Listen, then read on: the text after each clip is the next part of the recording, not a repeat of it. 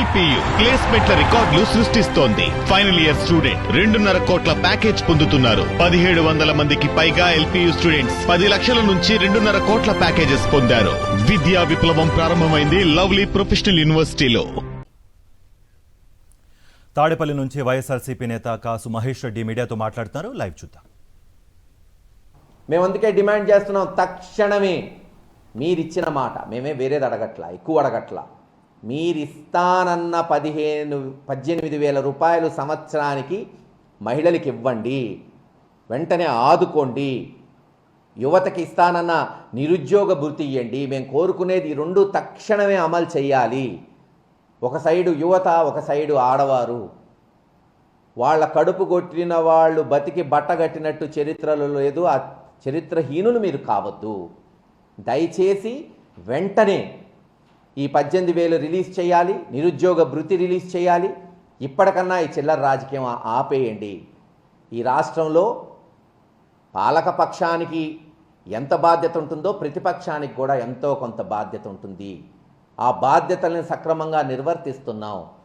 మేమెక్కడ గొడవలకో లేదు చిల్లర రాజకీయాలు చేయట్లేదు. ప్రజల పక్షాన నిలబడి వాళ్ళకు కావాల్సింది అడుగుతున్నాం. మీరు మా గొంతు నొక్కాలని చూసినా నొక్కలేరు. దట్ ఈజ్ జగన్మోహన్ రెడ్డి గారు. ఆనాడు కేంద్ర ప్రభుత్వంలో ఉన్న సోనియా గాంధీ గారి వల్లే కాలేదు, ఈరోజు మీ వల్ల అసలు కాదు. మీరు ఎటువంటి ఆంక్షలు విధించినా ప్రజల పక్షాన నిలబడతాడు, పోరాటం చేస్తాడు. ప్రజలకి రావాల్సిన హక్కులు, వాళ్ళకి రావాల్సిన అన్ని సదుపాయాలు కల్పించే వరకు వైఎస్ఆర్సీపీ పార్టీ ప్రతి కార్యకర్త నాయకుడు పోరాటం కొనసాగుతుందని తెలియచేసుకుంటూ సెలవు తీసుకుంటున్నాం.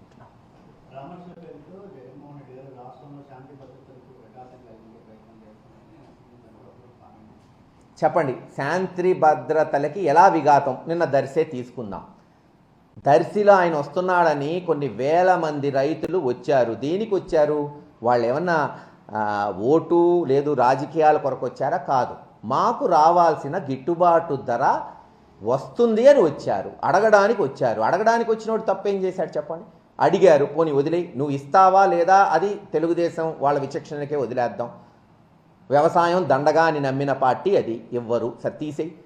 అక్కడ ఒక 20 మందిని పెట్టి రాళ్ళు ఇసరాల్సిన అవసరం, పోనీ ఒక దగ్గర కాదు కదా, తెనాల్లో ఇదే జరుగుతుంది, ఇంకో దగ్గర ఇది జరుగుతుంది. అంటే ఒక మాస్టర్ ప్లాన్గా ఇందాక నేను చెప్పినట్టు ఒక ఫ్రాక్షనిజం నడుస్తుంది ఆంధ్ర రాష్ట్రంలో.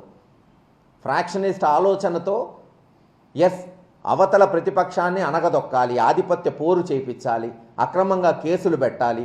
పెడితే వీళ్ళు బయటకు రారు, అడగరు, ప్రజల పక్షాన నిలబడరు. మేమెటు ఇచ్చేది ఇవ్వం.